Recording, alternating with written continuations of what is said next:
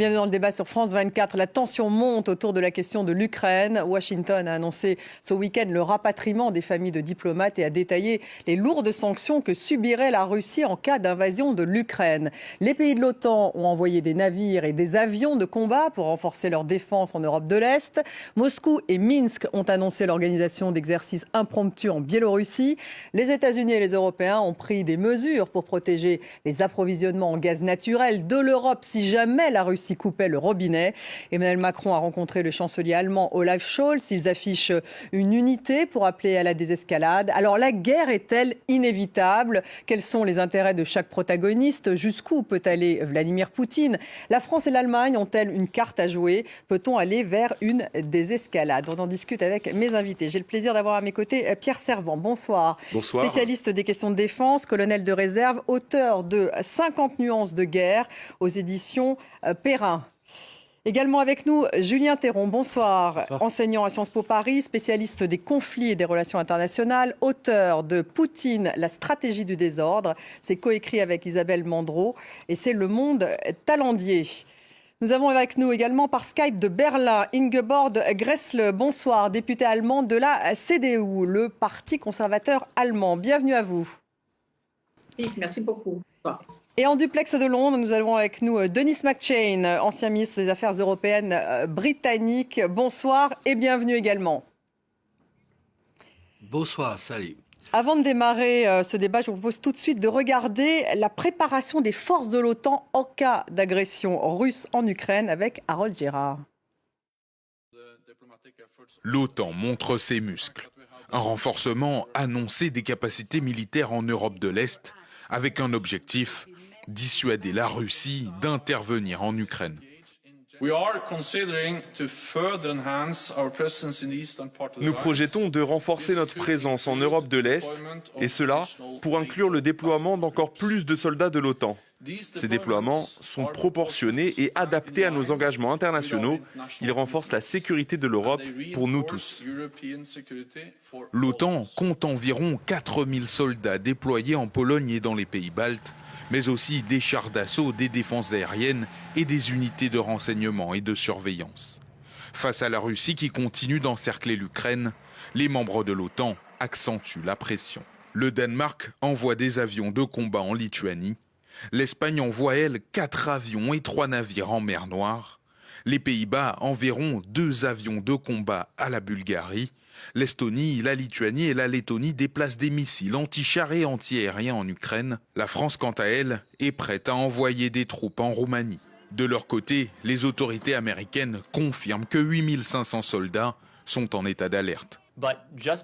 Ce n'est pas parce que nous sommes prêts et engagés dans le processus et la voie de la diplomatie et du dialogue que nous ne nous préparons pas à la défense et à la dissuasion. Nous faisons les deux en même temps précisément parce que nous sommes prêts à faire face au choix de Vladimir Poutine, quel qu'il soit. La Russie, elle, a condamné ce renforcement militaire qu'elle juge responsable de l'escalade dans la région. Aucune sortie de crise en vue pour le moment, même si les discussions se poursuivent. Emmanuel Macron doit notamment s'entretenir avec Vladimir Poutine dans les prochains jours. Julien Théron, vous avez écrit un article dans lequel, parce que vous rentrez tout juste d'Ukraine, dans lequel vous expliquez tous les scénarios possibles d'une guerre russe en Ukraine. Et vous dites que ça serait plutôt par l'Est ou par le Sud qu'on pourrait envisager une attaque russe militaire en Ukraine.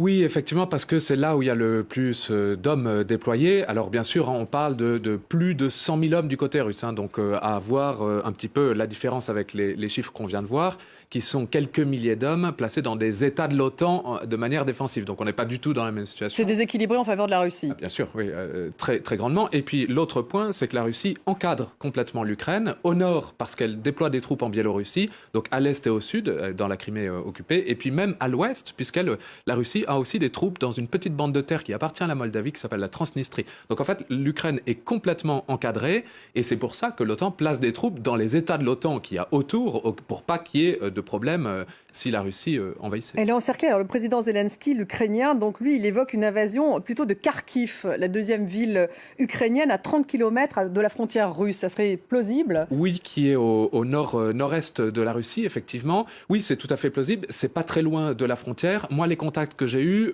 m'ont dit que c'était une ville quand même importante avec beaucoup de population et que les citoyens ukrainiens n'ont pas du tout l'intention de se laisser occuper par une puissance extérieure. Donc ça veut dire qu'ils riposteraient, Oui, très clairement, il y a une grande organisation. Alors il y a l'armée, bien sûr, mais il y a aussi une garde nationale en Ukraine qui a été entraînée au cas où, même sur l'arrière, pour garder le territoire. Et puis il y a aussi ces nouveaux bataillons de défense territoriale. Ce sont des citoyens ukrainiens qui s'engagent dans une guerre de guérilla entraînée par l'armée, structurée par l'armée, mais en cas d'occupation. Pierre Servant, c'est vrai qu'on sent là les positions quand même de chacun. On est vraiment dans une situation qu'on a l'impression être très dangereuse. Et Poutine entretient un flou. Il évoque aussi une réponse militaro-technique, des frappes aériennes ciblées. J'ai vu aussi des installations de missiles nucléaires en Crimée. Il y a aussi rajouter des cyberattaques. Ça a déjà commencé puisqu'il y a déjà eu des cyberattaques contre l'Ukraine. Est-ce qu'il fait exprès de maintenir ce flou ? Oui, effectivement, parce que ce flou fait peur, entretient la confusion. Pour rebondir sur ce que vous avez dit, le rapport de force entre la Russie et l'Ukraine, c'est le rapport de force entre un mammouth sibérien et puis une petite souris. C'est vraiment totalement à ce point, oui. disproportionné. Je rappelle quand même que la Russie est une puissance nucléaire, une armée importante qui se bat en Syrie, de façon d'ailleurs, comment dirais-je, très très dure, enfin, sans beaucoup de respect pour les droits de l'homme. Alors, pour essayer de répondre à votre question, qu'est-ce qui pourrait se passer ? Déjà, qu'est-ce qu'on peut éliminer dans ce paysage qui est quand même très tendu ? Je crois qu'une invasion massive territoriale des forces russes pour aller par exemple sur Kiev, c'est-à-dire vraiment une volonté de destruction de l'Ukraine et d'occupation, on peut Vous pouvez l'écarter. Et pourtant, ça leur prendrait quoi ? Quelques jours pour arriver à effectivement, Kiev ? ça serait pas très très difficile, mais le problème c'est quel est le but de guerre ? La Russie va pas après se battre contre des guérillas, contre toute une population. Il faut tenir le territoire. Il faut tenir le territoire, donc je crois que c'est pas du tout ça l'objectif. L'objectif de Poutine, c'est vraiment de continuer à casser la dynamique d'indépendance de l'Ukraine, qui ne rentrera pas dans l'OTAN, certainement ni aujourd'hui, ni peut-être même dans 10 ans. Donc c'est pas du tout le sujet. La préoccupation de Poutine, c'est que son étranger proche est en train de lui échapper et qu'une certaine dynamique de démocratie de différents pays, on l'a vu en Biélorussie aussi avec les manifestations, etc., tout ça lui échappe. Alors un mot sur le plan militaire, qu'est-ce qu'il pourrait faire ? D'abord, des cyberattaques, je l'avais dit avant qu'elles se déclenchent, non pas parce que je suis devin, mais parce que les Russes fonctionnent toujours comme cela. Vous aurez une intensification avec des cyberattaques militaires, c'est des objectifs militaires, ce qui n'est pas le cas aujourd'hui. C'est pour l'instant des institutions civiles. Après, il peut y avoir des opérations de forces spéciales. Il y a quelque chose qui préoccupe Poutine, ce sont les drones armés vendus par les Turcs à l'Ukraine. Et ces drones peuvent changer un peu la donne dans le Donbass. Donc vous pourriez avoir des frappes ou des opérations de forces spéciales russes sur ce type d'objectif, comme sur les missiles anti-chars qui ont été donnés par l'administration Trump. Et puis, après vous avez des tas de variantes. Sur le plan territorial, le seul objectif, à mon sens, limité, qui pourrait rentrer dans ce que Biden maladroitement avait évoqué, en disant petite incursion, petite répercussion, qui est une stupidité, c'est une pénétration sur le pourtour de la mer d'Azov. Je pense qu'un des objectifs de Poutine, c'est de privatiser complètement la mer d'Azov, qui est presque complètement encerclée. Il y a encore une bande qui appartient à l'Ukraine. Là, il pourrait y avoir un objectif. Il a déjà fermé la mer d'Azov sur le détroit de Kertch. Donc là, territorialement parlant, c'est quelque chose qui serait jouable. Et encore une fois, l'objectif, c'est véritablement de peser sur l'Ukraine, d'empêcher complètement ce pays d'avoir sa liberté stratégique, sans pour autant se lancer dans une guerre de conquête qui pourrait se retourner contre lui. Or, il a des problématiques nationalistes intérieures. Il ne peut pas perdre. Il ne peut pas rentrer dans une guerre où la guérilla... Il ne ferait pas un blitzkrieg, par exemple. Voilà. Non, alors il pourrait le faire. Le blitzkrieg, honnêtement, il déploie 250 000 hommes... dans cette ville, par exemple, ukrainienne dont on parlait. Non, il est effectivement sur le front biélorusse. On n'a pas trop parlé de Sébastopol, mais il y a possibilité d'action sur Odessa par la mer Noire. Donc s'il voulait faire une blitzkrieg, si vous voulez, ça peut aller très vite. Après, il faut tenir dans le temps, et ce n'est pas un objectif militaire qui l'intéresse. Et ça coûte beaucoup d'argent. Et Poutine, il a les poches plutôt plates. Kiev est pas très loin de la frontière biélorusse, c'est à une centaine de kilomètres, ils sont tout à fait capables de l'atteindre, mais de la prendre et de la tenir, ça c'est probable que ce soit une autre paire de manches. Les Russes ont effectivement démontré en Syrie qu'ils avaient évité l'erreur américaine en Irak, c'est-à-dire de déployer des troupes considérables pour tenir le territoire. Les Russes se sont empressés de ne pas faire ça en Syrie. il est probable qu'ils aient retenu la leçon et qu'ils ne le fassent pas en Qu'ils Ukraine. ne le fassent pas en Ukraine. Denis McChain, Londres a rappelé une partie du personnel de son ambassade à Kiev. Le Royaume-Uni a livré des missiles anti-chars à Kiev, quelques centaines de soldats supplémentaires qui sont prêts à être déployés en Ukraine. Boris Johnson montre un activisme sur le front ukrainien. Est-ce qu'il veut montrer un retour de la Global Britain sur la scène internationale ? Un peu, oui. L'opinion publique, bien sûr, nous avons subi les attaques de Poutine sur notre sol. Il a envoyé des agents de GPU pour tuer ces dissidents, ces opposants. En France, bien sûr, vous êtes bien pris par les attaques islamistes. Pour nous, c'est plutôt les attaques de Poutine.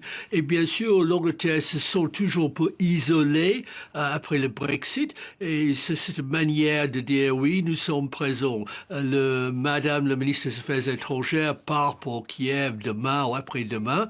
Donc, l'Angleterre sera présente en tant que membre de l'OTAN et aussi en tant que membre permanent du Conseil de sécurité de l'ONU. Est-ce qu'il veut pousser son avantage auprès des États-Unis, Boris Johnson ? Il y a toujours ce lien quand même entre le Royaume-Uni et les États-Unis ? Non, je crois que Joe Biden mène son propre politique. Il envoie Tony Blinken. L'Angleterre n'est pas dans le groupe dit de Normandie qui était érigé, la France, l'Allemagne, les États-Unis, la Russie, pour trouver une solution à la première invasion et l'Anschluss de Crimée. Donc, mais M. Johnson a réduit la force armée. Nous avons maintenant une armée britannique d'à peu près 60 000 soldats. C'est beaucoup moins de prisonniers dans nos prisons. Et il y a des vraies plaintes auprès des militaires que les coupures drastiques de gouvernement conservateur depuis 12 ans a affaibli les forces militaires britanniques. C'est une façon pour dire nous sommes toujours présents. Nous sommes toujours présents. Ingeborg Gressle, les autorités américaines donc, ont confirmé 8500 de leurs soldats qui sont en état d'alerte. On voit que l'Allemagne est hésitante. Berlin, j'ai lu, empêchait l'Estonie, par exemple, pays membre de l'OTAN, d'apporter un soutien militaire à Kiev. L'Allemagne hésite. Pour l'instant, elle n'envoie pas de troupes en Ukraine. Est-ce que c'est très important aujourd'hui pour l'Allemagne de ne pas vraiment participer ? Je crois que l'Allemagne devrait s'engager bien plus et devrait aider l'Ukraine et aussi permettre à d'autres d'aider l'Ukraine. L'Allemagne ne vend pas des armes et en plus empêche que des armes allemandes soient prêtées par nos amis en Europe à l'Ukraine. C'est-à-dire, ce que fait l'Allemagne, c'est encore pire parce qu'on a un gouvernement qui est très pacifiste, ce qui est très bien quand je n'ai pas d'ennemis et quand je ne suis pas en guerre. Mais maintenant, l'Ukraine est en guerre, c'est une situation de guerre. Le prix de gaz en Allemagne a triplé, comme 65% des ménages sont chauffés par gaz. Alors tout ça s'annonce mal et je souhaiterais que le gouvernement soit plus ferme, mais c'est clair que nous avons un nouveau gouvernement extrêmement inexpérimenté au niveau international et un chancelier qui refuse de prendre la direction, de diriger. En plus, il a une coalition, il a des membres dans son groupe qui sont vraiment des pacifistes. Et là, vous pouvez pas prendre, l'Allemagne ne peut pas, en ce moment-là, prendre les décisions nécessaires. C'est une longue tradition, c'est vrai. Et vous le regrettez en tant que représentante donc, des conservateurs allemands qui ne sont pas dans cette coalition, je le dis pour le téléspectateur. Oui, j'espère que la CDU, qui était toujours contre les ventes d'armes, dans ce cas-là, je vois comment l'Ukraine est sacrifiée par l'Europe et par les pays européens si on ne les aide pas. Il faut les aider, sinon c'est clair que l'armée ukrainienne est extrêmement mal équipée. Elle ne pourra pas tenir, je ne suis pas du tout de cet avis, elle ne pourra pas tenir et une guerre de guérilla. Vous ne pouvez pas mener une guerre de guérilla contre l'armée rouge. C'est quand même une grosse blague, vraiment à côté de la Russie. Ça, c'est une autre situation. On n'est pas en Afghanistan. C'est pour ça qu'à mon avis, maintenant, soit on défend la paix en donnant des moyens de se défendre, sinon ça aura de graves conséquences. À mon avis. Pardon ? Oui, Julien Théron, j'allais faire intervenir justement Julien Théron. Il y a des divisions au sein de l'Europe, hein, justement. Absolument. Intéressant d'écouter Ingeborg Grässle, qui a évidemment un discours différent de celui qu'on peut entendre aujourd'hui au sein de la coalition allemande, qui effectivement a un peu de mal parce qu'elle ne veut pas envoyer de troupes, tout en essayant d'être unie à la France. Il y a de vraies divisions. Il y a de vraies divisions, effectivement. Alors, ce qu'il faut bien comprendre dans la question des ventes d'armes, et la question s'est posée aussi pour les États-Unis, c'est que quand on vend des armes, on demande au pays à qui on le vend de demander l'autorisation si c'était pour le renvoyer ailleurs, en fait. C'était le cas des États-Unis qui ont finalement, après beaucoup de demandes, autorisé les Baltes à en envoyer en Ukraine, hein, ce que vous avez indiqué dans votre infographie, et l'Allemagne s'y refuse. Donc elle dit aux Baltes, non, le matériel allemand, vous n'avez pas le droit de l'envoyer en Ukraine. Donc très clairement, c'est « je veux priver l'Ukraine d'armement ». Et ils ont répondu « on va vous envoyer un hôpital de campagne ». C'est-à-dire un hôpital. Alors pourquoi les Allemands sont-ils si réticents ? Il y a du pacifisme, en fait, comme dit Madame Grässle. Au sein même du gouvernement allemand, notamment entre le ministère des Affaires étrangères et la chancellerie, ça n'est pas les mêmes lignes. Effectivement, c'est un gouvernement qui est assez jeune et il y a une réticence de participer. L'Allemagne aujourd'hui est celle qui freine le plus. La France n'est pas loin derrière. Hein, elle prend des engagements, mais vous avez vu sur l'infographie qu'on est prêt à envoyer des soldats. C'est pas exactement la même chose que d'en envoyer. Juste pour précision, les rares soldats que le Royaume-Uni ou les États-Unis envoient en Ukraine sont des soldats pour former aux armements. Hein. Ce n'est pas des soldats qui vont être envoyés sur le front ukrainien. Et sinon, tous les autres soldats sont bien dans les pays riverains de l'OTAN. Je vais vous faire réagir, Pierre Servan. Mais avant, on va écouter justement Emmanuel Macron et Olaf Scholz. Hein. C'était il y a un peu moins d'une heure. Ils se sont vus, le président français et le chancelier allemand. Et justement, ils ont évoqué cette question ukrainienne. On les écoute. Il y a le dialogue dans le cadre du format Normandie sur la question ukrainienne et des accords de Minsk, et il y a le dialogue entre l'Union européenne et la Russie. Chacun de ces canaux doit être exploité jusqu'au bout pour réengager la Russie dans un processus de désescalade, obtenir des garanties. Le gouvernement fédéral a toujours décidé ces dernières années de ne pas livrer des armes létales. Et il y a des raisons qui s'expliquent facilement au vu de ce qui s'est passé dans l'histoire. Et en même temps, nous avons fait beaucoup pour favoriser le développement économique de l'Ukraine avec les moyens qui sont les nôtres. Pierre Servan, donc il le justifie en disant qu'il y a l'histoire. Donc c'est le poids de l'histoire. Il y a une relation effectivement entre l'Allemagne et la Russie particulière. Bah oui, ça se passe dans la nuit du 21 au 22 juin 1941. Vous avez presque 2 millions d'Allemands de la Wehrmacht qui envahissent la partie polonaise occupée par les Russes, parce qu'il faut rappeler quand même que les Russes étaient alliés de l'Allemagne nazie, puis après donc traversent l'Ukraine, où ils sont accueillis avec des fleurs, le sel. C'est-à-dire que les Ukrainiens accueillent les Allemands de la Wehrmacht comme des libérateurs par rapport aux Soviétiques. Il faut se souvenir de ça. Ceux qui disent mais l'Ukraine, c'est nos pays frères. Certes, vraiment, la Russie historique du IXe siècle, elle est faite à Kiev, mais vous voyez, dans l'histoire contemporaine, il y a dissension. Donc, quant à nos amis allemands, ils sont légitimement traumatisés par le Troisième Reich et ils ont une énorme difficulté à imaginer la guerre et des choses. Enfin, des combats et des opérations, c'est quelque chose qui est très loin. Ça a été très bien dit, c'est une coalition qui est fragile par rapport à ça, donc ça ne va pas avancer. Toute petite précision, il faut quand même dire les choses. Si par malheur, Poutine vraiment s'engage assez massivement, ce que je ne crois pas, je crois qu'il s'engagera, je crois qu'il y aura des opérations militaires russes, mais il n'y aura pas de soldats de l'OTAN en Ukraine.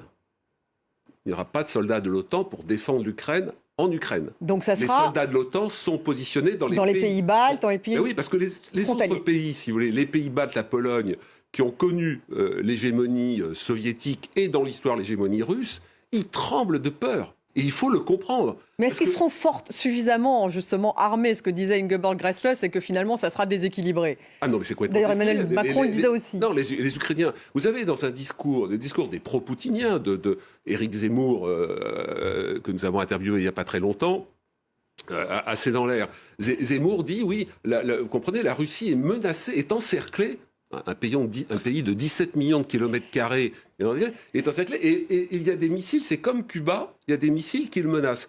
Et vous n'avez aucun missile menaçant en Ukraine, vous avez des missiles anti-chars qui portent à 1000 mètres, et il va y avoir des Stinger, c'est-à-dire des missiles anti-aériens à courte portée. Les véritables missiles qui sont menaçants, ils sont notamment à Kaliningrad, des missiles Iskander, qui portent des têtes nucléaires et conventionnelles, et si vous voulez, qui sont une menace directe sur les pays baltes, sur la Pologne et sur l'Ukraine. Donc la malheureuse Ukraine, s'il y a vraiment une offensive majeure, il faudra qu'elle se débrouille avec les armements qu'on lui donnera, mais c'est une armée qui reste convalescente, qui en 2014 était tout à fait une très très grande faiblesse quand la Crimée a été conquise, qui est remontée un peu en puissance, mais qui ne fera pas le poids face à un déferlement militaire. Encore une fois, je ne crois pas au déferlement poutinien, mais il y aura certainement des opérations militaires des Russes. Alors en tout cas, Emmanuel Macron a l'air de croire tout de même en une certaine désescalade. Il veut privilégier le dialogue. Denis McShane, est-ce que lorsque vous entendez ça de la part d'Emmanuel Macron, vous pensez qu'il est naïf ou pas ?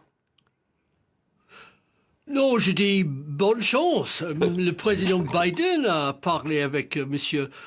Poutine et si M. Macron arrive à le persuader de se retirer, de se calmer, ce serait une très bonne chose. Mais c'est difficile parce que comment M. Poutine va sauver sa face? Parce qu'il pose des démons pas possibles de restaurer presque l'Empire soviétique, terminer l'idée de l'OTAN tout près de que les Polonais, les Roumains, les Ukrainiens perdent le droit d'autodétermination s'ils veulent adhérer à l'Union européenne. Pas de question pour M. Poutine. La vraie menace, c'est l'arrivée d'une Ukraine plus démocratique, moins des oligarques, l'état de droit, journalisme libre et surtout orientation vers nos valeurs européennes. C'est là qu'il déteste parce qu'il ne veut pas que le variant virus de l'Union européenne arrive dans la Russie. C'est un vieux homme maintenant, il approche les 70 ans. Bon, on en a pas mal de vieux hommes qui nous gouvernent actuellement dans le monde, mais il est absolument terrifié que la Russie va peut-être échapper à son contrôle. Donc c'est tout un mélange des choses. Je pense que pas le moins d'état d'âme si M. Macron veut se rencontrer à M. Poutine. Mais fais gaffe, on va lancer un nouveau film ici en Angleterre, grand récit qui s'appelle Munich. Et c'est sur Chamberlain de l'ADA et 38. Vous faites un parallèle entre Emmanuel Macron et Chamberlain. Ouais, on peut le voir sur Netflix, peut-être c'est un petit rappel de la mauvaise politique étrangère. Oui, c'était pas très flatteur, hein, ça c'est certain. Ingeborg Grässle, vous êtes d'accord avec ce que vient de dire justement Denis McShane? Il y a peu de chance. Est-ce que pour vous, Emmanuel Macron est naïf à vouloir justement encourager le dialogue? Et puis une autre question sur le gaz russe. Est-ce que l'Allemagne serait prête à renoncer à ce gaz russe pour sanctionner la Russie? C'est un développement tout récent que le gouvernement a dit, voilà, on peut renoncer à Nord Stream 2, de le mettre en œuvre si la Russie attaque l'Ukraine. Mais il faut aussi, on est en état de droit, là il faut aussi une base légale, voilà. Ça, c'est tout nouveau. On verra bien ce que ça donne. Et qu'est-ce que vous en pensez, vous? Parce que c'était le projet d'Angela Merkel, Nord Stream. Me semble-t-il, c'était aussi la CDU était favorable. Oui, pour le moment, les socialistes étaient les premiers lobbyistes de ce truc-là, de Nord Stream 2. Toujours les socialistes. Toujours très... Et bien sûr, c'était un projet important, privé, économique, bien sûr, que nous, l'Allemagne a toujours eu de bonnes relations avec la Russie. Nous voulons de bonnes relations avec la Russie. Mais nous voulons aussi sauvegarder la paix en Europe. Et ce que fait la Russie, c'est la guerre en Ukraine et c'est la guerre en Europe. Et donc vous seriez prêt à justement renoncer à Nord Stream, à ce gazoduc qui a pris donc des années? C'est ce que le gouvernement a dit, que plus de Nord Stream, s'il y a cette attaque-là. Alors là, si je ne peux plus me fier à ça, alors là, je ne sais pas où j'en suis. C'est là que c'est clair qu'ils ne peuvent pas faire ça. Mais à mon avis, Monsieur Macron, il n'est pas naïf. C'est clair que c'est le dialogue. C'est toujours clair que c'est le dialogue pour l'Europe. Mais qu'est-ce qu'on fait, nous, c'est déjà clair que le dialogue ne suffit pas. Alors là, il ne faut pas être nostalgique, il ne faut pas être naïf non plus. À mon avis, il faut prendre des mesures supplémentaires pour assurer que l'Ukraine puisse s'autodéfendre. Il y va de s'autodéfense. Il n'y va pas que l'OTAN aide sur terre ukrainienne à combattre. Non. Mais cette autodéfense, c'est une demande légitime. Et là, il faut vraiment que l'Europe bouge. Il faut aussi que les Allemands bougent, qui commencent à réaliser qu'on ne peut pas prêcher la paix et que la prière, désolé, ne suffit pas. Ne suffit pas. Julien Théron, l'Allemagne pourrait effectivement renoncer au gazoduc Nord Stream 2, donc ce projet qui a pris des années, donc qui en fait va permettre donc d'exporter du gaz russe directement en Allemagne. On sait que c'était très tendu avec les États-Unis sur cette question parce que les États-Unis souhaitent l'utiliser comme sanction. Est-ce qu'effectivement l'Allemagne irait jusque-là ? Eh bien, ce soir, on a appris que les États-Unis réfléchissent à des solutions pour,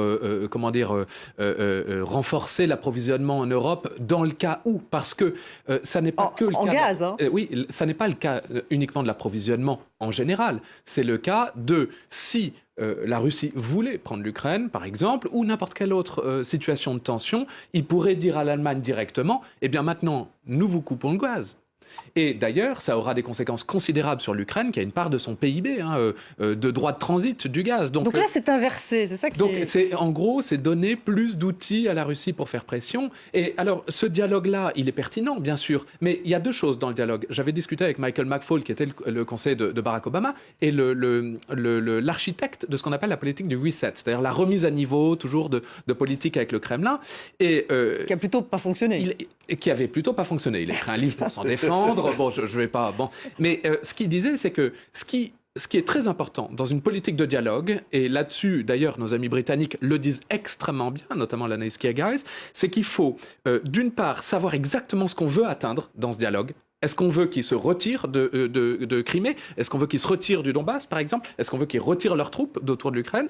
Et puis, deuxièmement, il faut avoir les moyens de son dialogue. C'est-à-dire, juste dialoguer pour dialoguer, sans faire pression, ça ne marche pas. On est face à une puissance. Donc la pression, ce sont les sanctions possibles. Les sanctions possibles. Il y a deux grandes branches de la stratégie. En général, il y a l'économie et le militaire. Donc il faut que ce soit... Donc le militaire, on l'a vu sur l'économie, justement. Il y a ce Nord Stream 2, justement. Est-ce qu'effectivement, Pierre Servan, il pourrait décider, les Allemands, de ne pas utiliser ce gazoduc, donc se faire livrer, ou l'inverse, la Russie pourrait couper du gaz. Enfin, il y a évidemment une pression autour du gaz. Et puis, il y a d'autres sanctions que j'ai vu que les États-Unis s'apprêtent à adopter. C'est sortir la Russie du système SWIFT, c'est-à-dire des transactions financières, ce qui ferait très mal à la Russie. Et autre chose également, ils ne veulent plus exporter de technologie à la Russie. Donc là, on touche là où ça fait mal. Effectivement, là, du côté des Européens, des Américains, tout le monde travaille pour regarder qu'est-ce qui pourrait être fait. C'est là aussi du côté de Poutine, qui est une sorte de joueur d'échecs, mais avec une mentalité de joueur de poker menteur,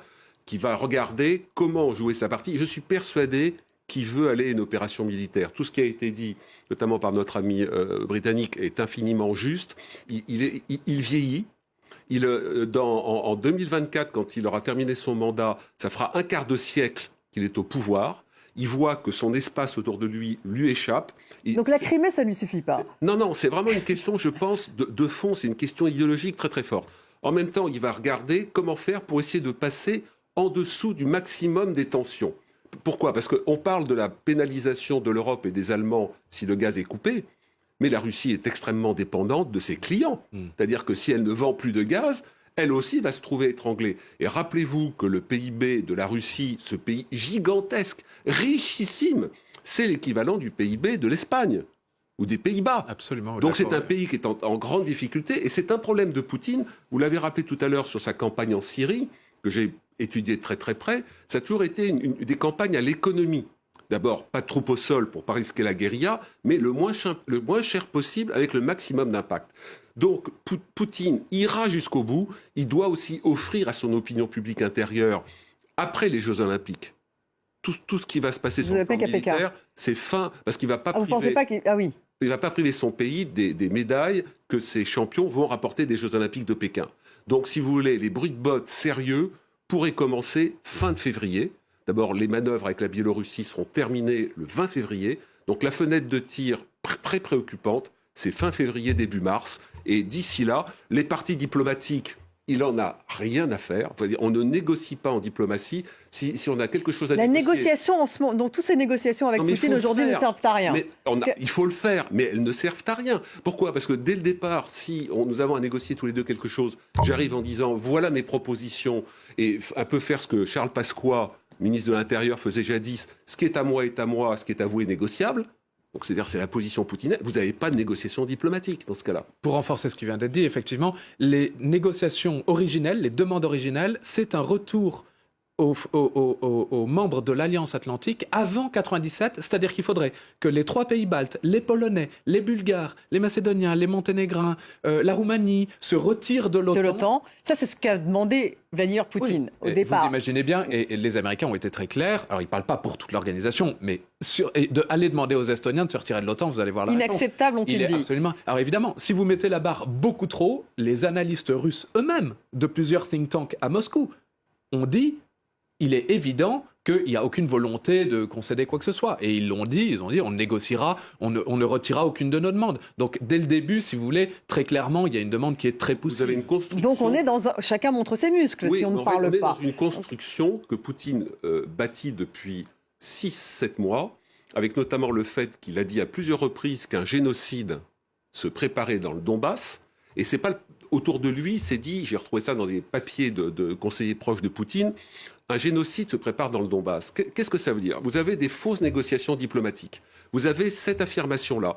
Il y aura certainement, dans les semaines qui viennent, dans le Donbass, un incident grave. Une école qui va brûler, une maternité qui sera attaquée. Et Poutine pourra mettre cela sur le compte du début du génocide. Et à ce moment-là, il pourra dire, nous rentrons dans une partie de l'Ukraine, non pas pour l'envahir, mais pour défendre les russophones qui sont menacés de génocide. C'est ça la construction psychologique qui a été faite par Poutine. Denis McShane, vous êtes d'accord avec ce qui vient d'être dit ? Est-ce qu'une solution diplomatique est possible ? J'espère que oui, je ne sais pas. Le vrai problème, n'est-ce pas, c'est que l'Europe, l'Union européenne, notre chère Europe, a refusé de prendre sérieusement la question de la défense. Il y a 2 ans, M. Macron a dit que l'OTAN était morte cérébrale. Merci, c'est très gentil. Maintenant, en effet, c'est un désastre pour M. Poutine. Les Suédois et la Finlande parlent sérieusement de laisser derrière eux la neutralité et entrent dans l'OTAN. Le problème, c'est que la politique étrangère de l'Europe était plutôt végétarienne, mais sur Mme Merkel, la politique étrangère de l'Allemagne était végan. Il fait strictement rien. Et aujourd'hui, dire que c'est quelque chose avec l'arrivée d'un gouvernement social-démocrate, il n'y a aucun changement de la politique en Allemagne. Et Mme Merkel, sa seule politique étrangère était le commerce. Et le pays qui frotte les mains à toutes nos difficultés, c'est la Chine. La Chine est là. Nous avons fait rien à résoudre le problème du Balkan occidental. Monsieur Macron s'est lavé les mains de ce problème. Et partout en Europe, on n'a aucun leadership digne du nom. Est-ce que monsieur Poutine va envahir ? Je ne personnellement, mais c'est si désastreuse pour son pays. Donc vous y croyez moins que Pierre Servan ? Que Poutine envahisse une partie de l'Ukraine. Il ne gagne rien. Il aurait beaucoup à perdre. Pour le moment, il est dominant. Il fait les unes des journaux. Il passe à la télévision. Tout le monde discute de la Russie, le retour de la Russie. C'est bla bla bla bla bla. Mais en effet, avancer de ça à une vraie guerre kinétique, envoyer les chars, les blindés, les avions, et ça va provoquer des ripostes très très sérieuses. Et là, on est dans une vraie zone désastreuse. La Russie devient la Syrie de l'Europe. Et je crois que il faut, si on peut le trouver, petite porte de la sortie, oui, offre-le-lui, mais pas question de dire vous contrôlez l'Ukraine, l'Ukraine n'a pas son droit à l'autodétermination, mais aussi, je vous en prie, le président Zelensky, faites quelque chose avec vos oligarques. fait quelque chose pour donner la liberté de presse aux Ukrainiens. Oui, donc il y a une petite marge de manœuvre. La corruption. Diplomatique, d'après ce que vous dites. Tout petit peu. Ingeborg Gressler, vous êtes d'accord avec ce que vient de dire Denis McShane? Est-ce qu'il y a une petite marge de manœuvre?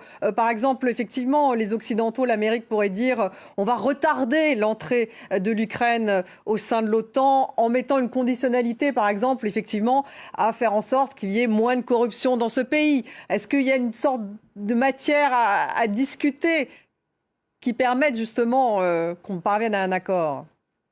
Mais qui a dit que l'Ukraine va rentrer dans l'OTAN? C'était jamais question. Franchement, c'est un pur prétexte et c'était clair que le statut de neutralité de l'Ukraine, personne n'y touche. Ça, c'est vrai que c'était toujours la ligne de Mme Merkel et d'ailleurs du reste de l'OTAN aussi. C'était jamais question. Alors là, c'est clair que ni la rentrée de l'Ukraine en Union européenne, c'était jamais question, franchement.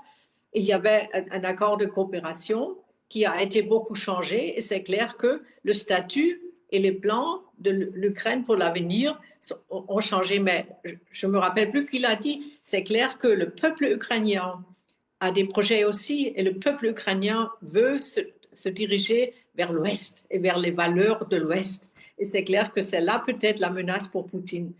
Mais je me demande tout le temps vers où ça va aller. Ces masses de troupes sur les frontières.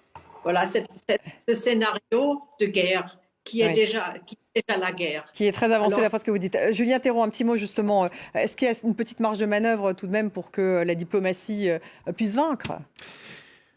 Justement, sur cette négociation autour du statut de l'Ukraine. Alors, ce qu'il faut bien comprendre, et moi ce qu'on m'a dit à Kiev, c'est qu'il faut arrêter de considérer l'Ukraine comme une petite Russie ou une ancienne Russie ou quelque chose qui appartiendra à la Russie ou sur lequel la Russie a le droit de se prononcer.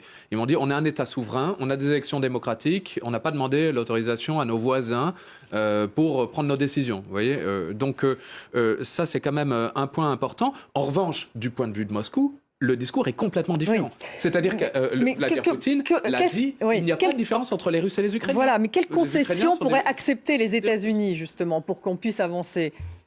C'est vraiment là où on est vraiment dans un cul-de-sac, une impasse, exactement. Pourquoi ? Parce qu'il y aurait matière à des négociations diplomatiques assez larges sur une architecture de sécurité de l'Europe. Ce que voudrait Emmanuel Macron, manifestement. Est-ce que le secrétaire Blinken a proposé il y a plein de sujets, parce qu'il y a eu des blocages avec Trump, il faut rediscuter sur les armes de portée intermédiaire, le Open Sky, donc là, des mesures de réassurance qui permettent de surveiller les choses, les manœuvres, le fait de... Enfin, il y a beaucoup de choses qu'on peut mettre sur la table et qu'on peut discuter légitimement avec les Russes, et les Russes peuvent avoir des demandes légitimes.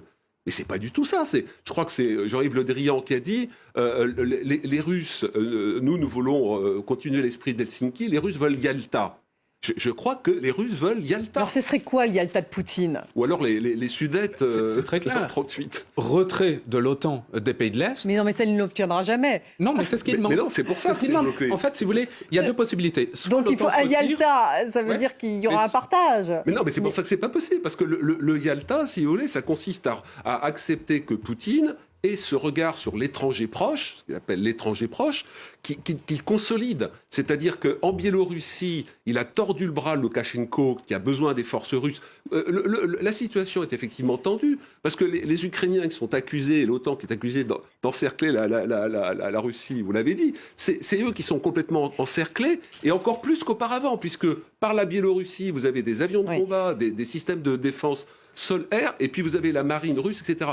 Donc, Poutine, le Kazakhstan, Poutine est intervenu aussi à la demande du président kazakh. Donc Poutine veut le conflit, en fait, à vous écouter. Non, il se sert du conflit pour dominer son étranger proche. Et le conflit nous paralyse complètement, et on est en permanence en train de faire des pas en arrière, parce que ça nous fait peur de rentrer en confrontation en disant à chaque fois « mais vous n'imaginez pas une guerre avec la Russie ». Mais ce qu'on ne comprend pas, c'est que le Kremlin lui-même ne veut pas la guerre avec l'OTAN. Il n'a pas les moyens financiers ni militaires d'une guerre avec avec l'OTAN. Donc, c'est pas comme ça que se passe la guerre aujourd'hui. On place des pions et les autres n'y vont pas. Exactement comme en Syrie, avec les Occidentaux. Donc on est encore dans la phase de test. Chacun se teste. C'est une espèce de tectonique. Et là où on ne comprend pas, c'est que nous, on se dit, il vaut mieux qu'on se retire rapidement et qu'on fasse des solutions négociées. Évidemment, comme ils mettent la barre très très haut, à chaque fois, on recule. Phase de test dangereuse. Les opérations on ont n'a plus le temps. commencé avec le cyber. C'est les coups de trompette, le cyber, les attaques de cyber. Les coups de trompette, merci C'est le démarrage. beaucoup Pierre Asservant d'avoir été avec nous. Merci Julien Théron, merci à vous Ingeborg Gressle d'avoir été avec nous en direct de Berlin et merci à vous Denis McShane d'avoir été en direct de Londres avec nous. Merci à vous tous de nous avoir suivis et restez avec nous sur France 24.